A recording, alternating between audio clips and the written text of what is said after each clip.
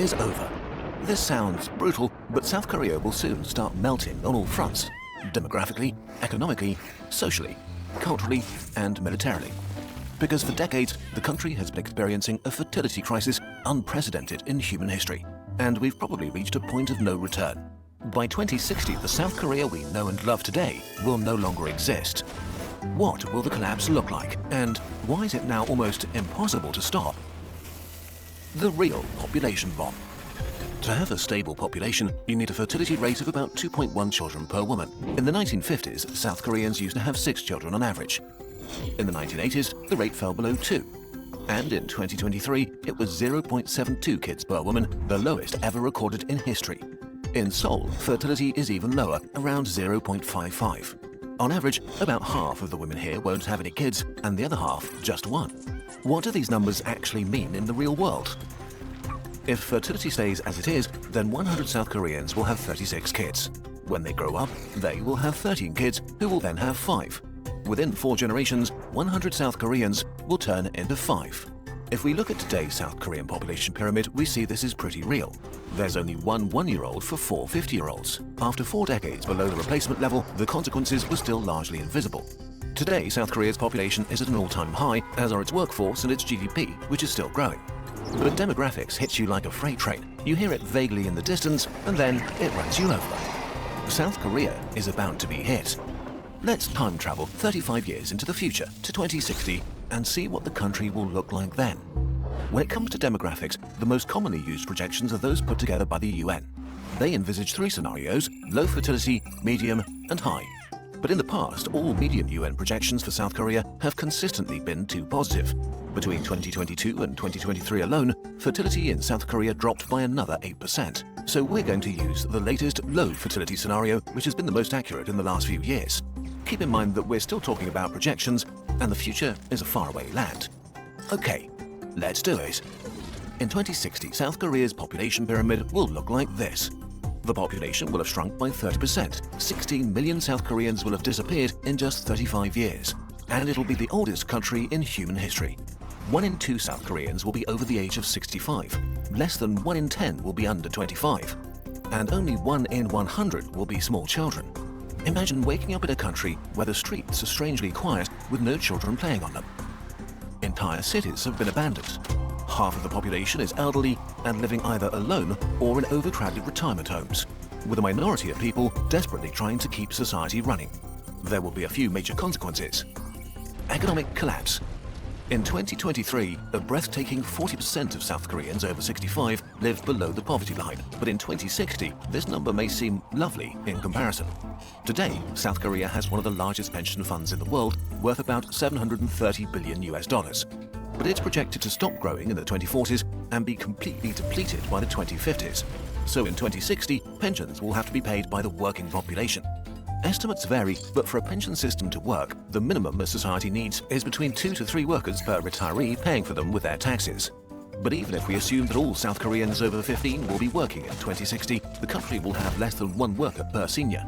Workers will be unable to stem the incredible costs. So not only will poverty among the elderly be common, but a big chunk will be forced to work. Except they may not be able to find jobs because by 2060, the South Korean economy may have collapsed.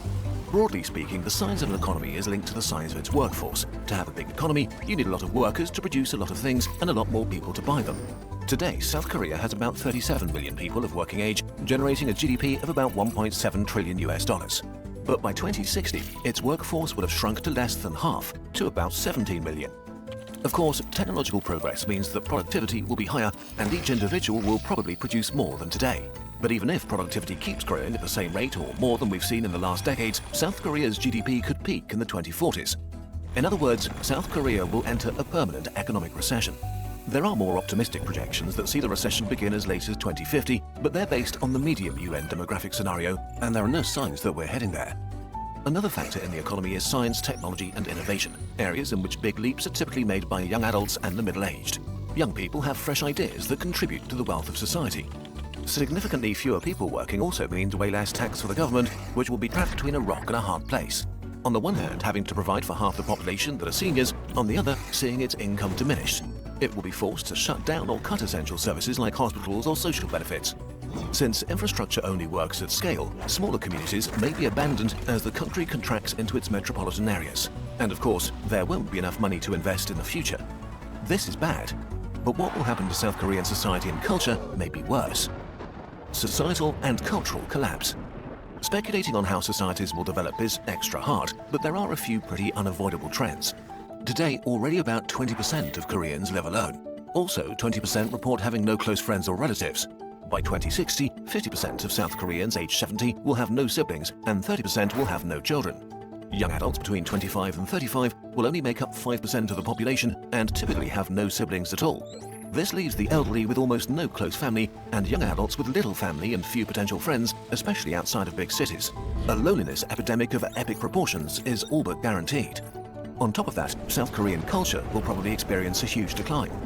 In 2000, there were 17.5 million South Koreans between 25 and 45, and they made up 37% of the population. This was the generation that brought us K-pop, K-drama, K-food, and many other trends that spread around the world. In 2060, there will be just 5.6 million people in that age group, and they'll only be 16% of the population. Many cultural traditions are already struggling because the older generations are having trouble finding young people to pass them on to. As young people disappear, many traditions will die out.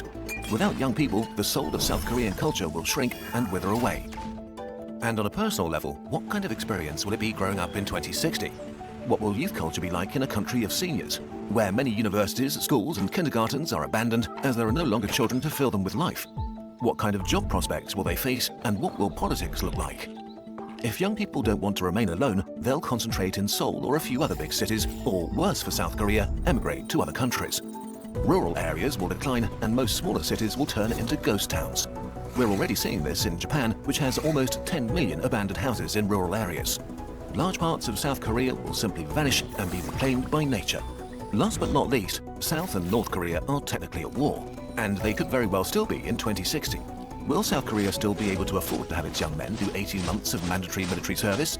Today, 5% of men of combat age are enrolled in the military. In 2060, it would have to be 15% just to match today's numbers. Okay, wait, this is all a bit much. Is there no way back? Why, there really is no way back. The problem with the demographic freight train is that once it hits, things become irreversible. Let's say fertility in South Korea magically triples to the replacement rate of 2.1 children per woman and stays there. In 2060, it will be an inverted pyramid on top of a barrel. And there would still be only 1.5 people of working age per senior over 65. Even in the best made-up scenario, South Korea has to pass through an unavoidable bottleneck before it will recover. But there is also a kernel of hope here. Yes, the situation is grim, but at least in the long term, recovery is possible if South Korea enacts rapid and societal changes that make its population want to have kids again. In 2024, births rose for the first time in 9 years, 3% more than in 2023. But for that to continue, South Korea needs to face the music and ask how they got to this point. How could it get that bad? In general, as societies get richer, more educated and child mortality plummets, people decide to have fewer kids. What makes South Korea special is that it's somehow supercharging all of these trends. South Korea lifted itself out of poverty in record time, but in doing so it developed a unique kind of workaholism and extreme competitiveness. Although the work week is 40 hours and the legal maximum is 52 per week, unpaid overtime is normal for many, and the government even proposed to raise legal work time to 69 hours per week. Despite this, South Korea has relatively low wages and a high cost of living.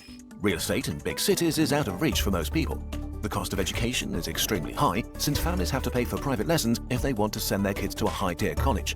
All of this while South Korea spends less on family benefits than most other rich countries. Old-fashioned cultural norms make matters even worse. Marriage is all but mandatory if a couple wants to start a family. In 2023, only 4.7% of babies were born to unmarried women. Out of all developed countries, South Korean men do just about the least share of housework and childcare within their families. This leaves women with a disproportionate amount of work if they want to keep their jobs after a pregnancy, while many men are overwhelmed by the societal expectation to be the main breadwinner and have successful careers. Starting a family or not is a personal decision, and most South Koreans are deciding against it. The bottom line is that South Korea has created a culture that leads to very few kids. Conclusion. Demographic collapse is not an abstract thing in the future, it's happening right now. And it's not just South Korea. In 2023, China had a fertility rate of 1, Italy and Spain 1.2, Germany 1.4, the UK 1.6, and the US 1.6. Which sounds so much better, doesn't it? Well, after 4 generations, a fertility rate of 1.6 means 60% fewer new people. A fertility rate of 1.2 means 87% fewer people. And fertility rates are still falling with no sign of stabilization or recovery. The weirdest thing about all of this is that almost nobody involved in the public discourse has truly grasped the gravity of the situation. The last century was utterly dominated by overpopulation narratives, and people who say that we need more kids seem weird. And if you do the maths, the future just seems to be too insane to be true, like it's hard to believe. None of this has ever happened before. So, low birth rates are mostly discussed in the context of worker shortages, not as the existential threat to our societies, cultures, wealth, and our way of life that they are. If we don't take it seriously very soon and change the DNA of our modern societies in a way that encourages young people to start having children again, then the rest of the century will be pretty grim, for those of us who will live through it. The demographic freight train stops for nobody. We finally need to realize that it's hurtling down the tracks right at us.